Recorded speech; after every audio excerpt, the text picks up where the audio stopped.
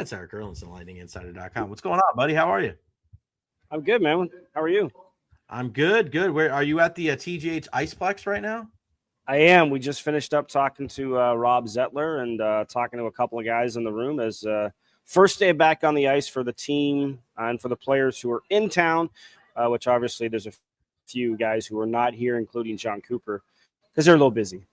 Yeah, I mean that's got to be kind of weird to go to. I was gonna try to make it there today, but obviously I had to be here for this. But that's got to be weird today. Like you take the ice and it's like, half the team's not here. John Cooper's not here. That's got to be a weird dynamic, no? Yeah, a little bit. That's why they called up a couple of guys from Syracuse because obviously they're missing 4 forwards.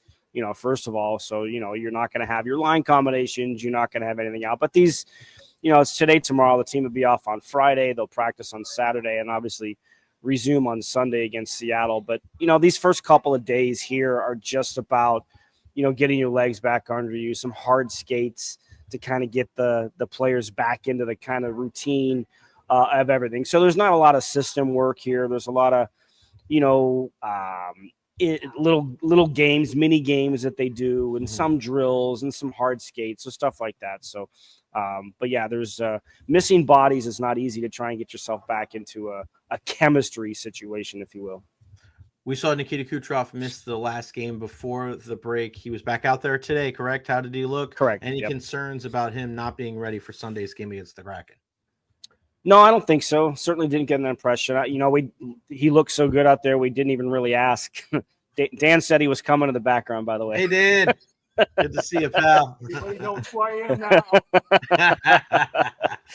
But we didn't even ask about Kucherov. We just assumed that because he was out there and skating that he should be fine. So I don't think there's any concern. And look, he took warmups in that last game against Montreal, and he was a surprise scratch. But I would fully anticipate that he'll be ready come Sunday.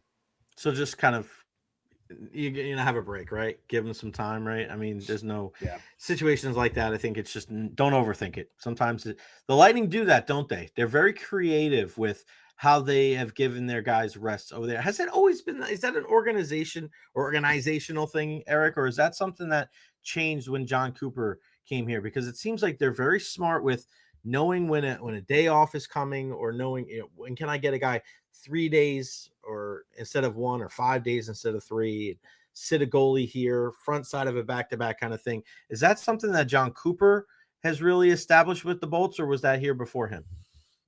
It was here before him, and a lot of it comes from the medical staff. I mean, Tom Mulligan has been here since 2003, right? Mikey Poirier has been with him pretty much the entire time. Mark Lambert has been here since Steve Yzerman and Julian Breezeball. He came with Guy Boucher when Guy was the head coach here. So a lot of that sort of direction comes from the medical staff and the evaluation and the strength and training and conditioning, with the idea that the coaches certainly understand what's going on. So yeah, they can be creative in kind of how they look at things. Look at, JJ Moser, who's obviously been out since December. He was close before the break, right? Like they even activated him off of injured reserve prior to the Montreal game. We all thought, well, maybe he's going to play, and he didn't even come out for warm-up. So they figured, I think there was some internal debate about whether or not it would be a good idea to get him in a game and then break.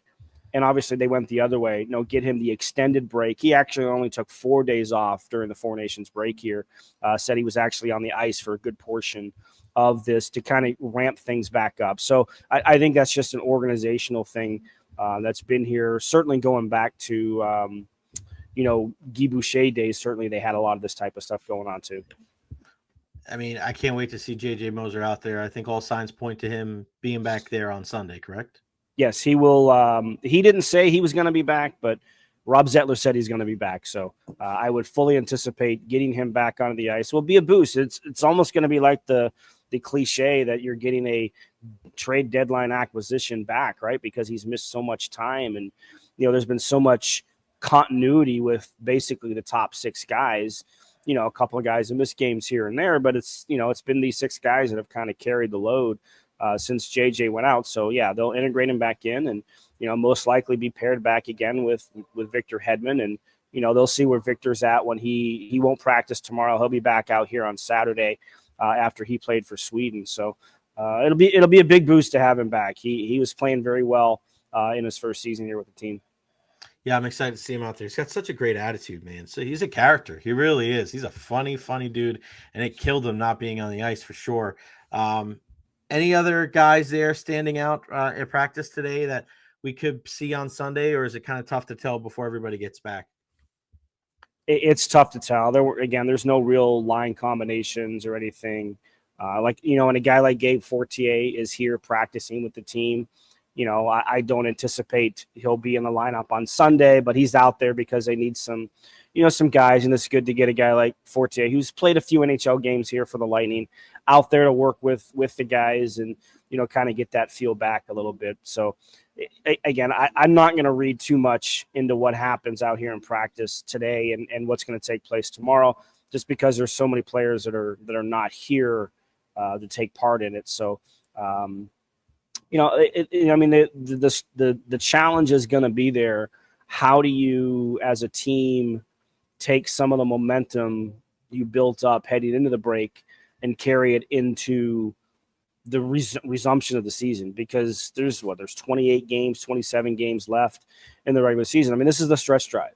I mean, everybody got this little break to kind of heal up and reset mentally. And now what can you do to take what you were doing, especially those 2 games against Ottawa, so well, and carry them into the resumption of the season against Seattle on Sunday, and then the schedule that's coming out of it, because it's like training camp. You're going to go from 0 to 125 miles an hour in the blink of an eye, and you have to be ready for it. How does John Cooper reincorporate Hagel, Cirelli, Point, and Gensel into the lineup on Sunday? I think it's going to be status quo. I mean, that's the one thing, when players are taking part in this. And at the end of the day, it's only going to be 4 games, right? These guys have only going to play 4. So it's not like they were at the Olympics for 2 weeks and played 10 games or whatever. It's 4 games. It's more emotional, certainly. It's more intense, certainly. I mean, these have been basically playoff games, intensity in the way that they've been played. So it's maybe taken a little bit more out of them, but at the end of the day, I think it's right back to status quo. Okay, Jake, here you're playing with Point and Kucherov, you're on the number 1 power play, all of that. And, they'll probably just get that one practice under their belt and maybe a morning skate on Sunday, but I mean, it's back. I mean, it's like flipping the switch. From finishing up that game in Montreal to all those players that are participating, flip that switch to be ready for that. And now it's just got to go back the other way. And you have to be ready. I mean, there's no excuses here. Like, this is what you get paid for. And you have to be ready from the moment the puck drops at 6:08 on Sunday. All right, buddy, let's talk some Four Nations here. I was at a party Saturday night up north, and we were just locked in for 60 straight minutes. I mean, the fights obviously got a lot of the press, but I thought it was just a tone setter for the game, where it was just such a nip and tuck battle. Charlie McAvoy, who will be out tomorrow night, he doesn't turn quick enough. McDavid scores, and he took the onus upon himself, like, all right, well, I'm going to become a human wrecking ball, and he was just incredible the rest of the way. The U.S. just grinding it out. Just before we get into what tomorrow night could look like, just take me back into your perception on Saturday and just like how many eyeballs were on the product during a night where, the NBA skills competition, there was a lot of things Saturday night, prime time, and it seemed like that was on the tip of everybody's tongue in North America. Yeah, Hockey Night in Canada, no doubt about it, in Montreal. Already a charged atmosphere to begin with, and then you see the way the game started. Me, and I said it, and I know I'm in the minority here, I didn't like the fights, right? Mm-hmm. I don't like it. You can say they weren't staged, but the Kachucks basically said they were going to start something, right? So in their mind, it was a staged situation.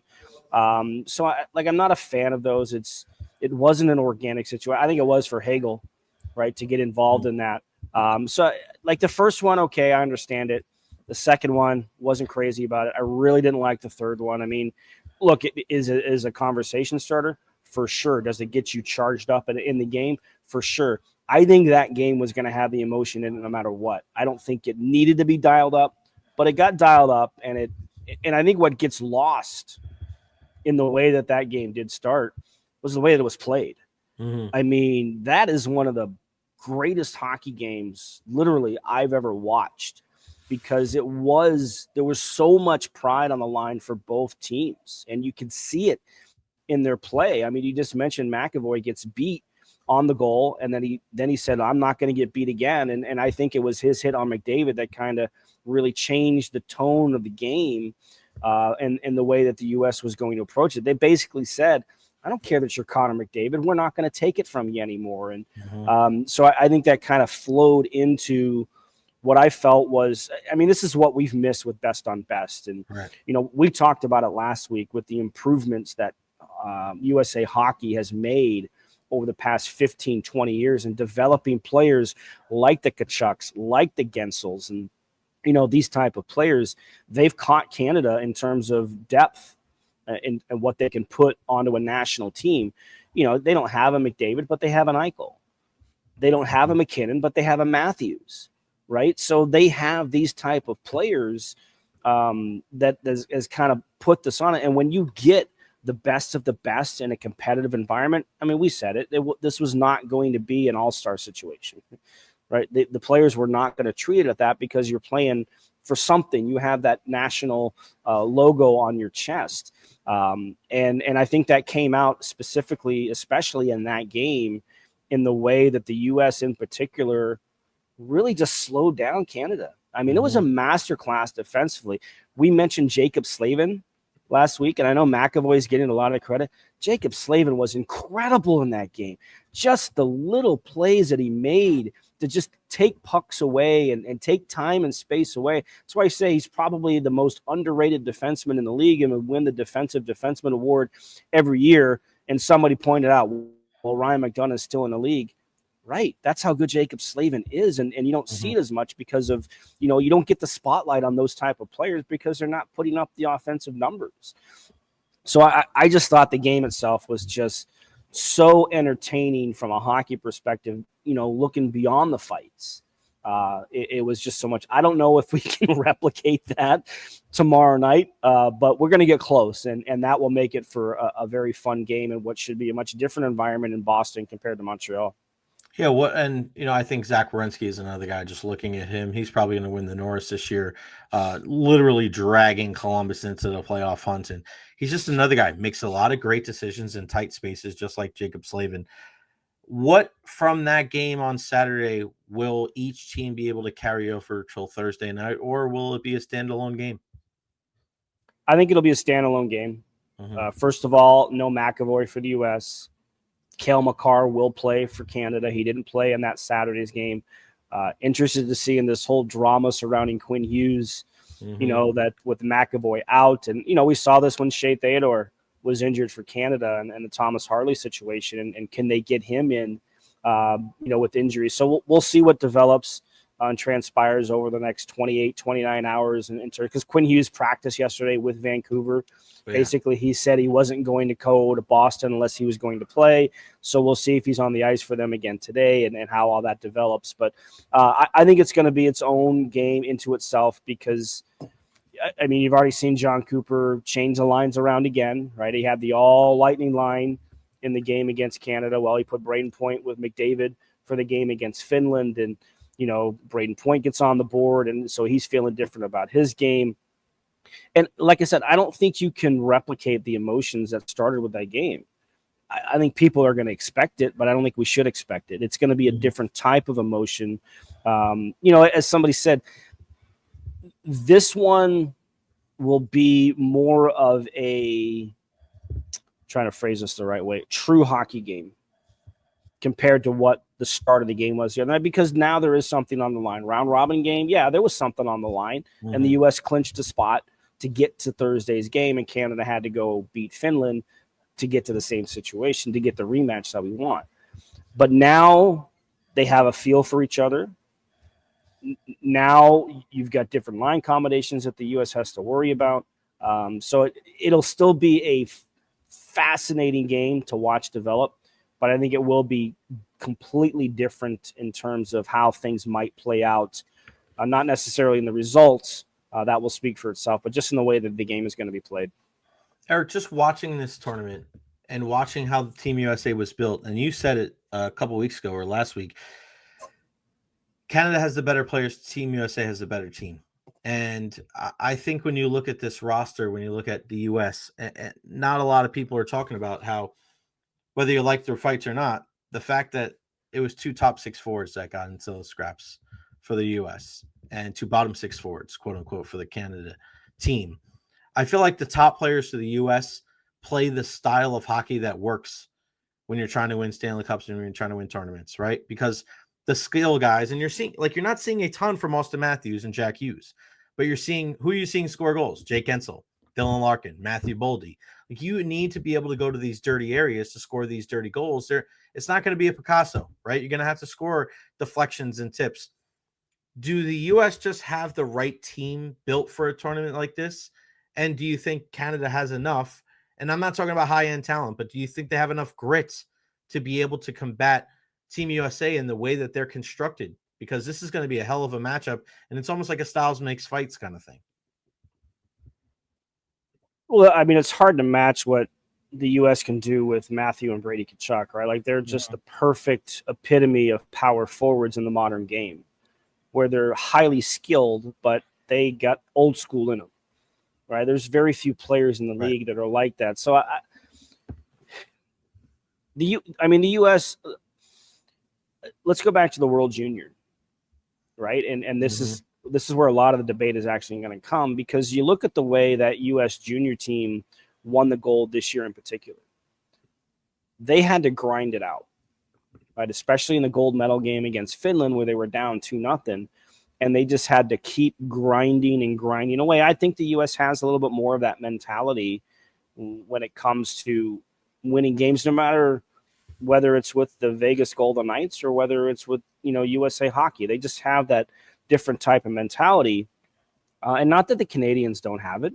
I mean, Sam Bennett is as gritty as they come, right? Brandon Hagel is gritty. I mean, he's a gritty player. He is hard to play against. He's not 6'3", 225 pounds.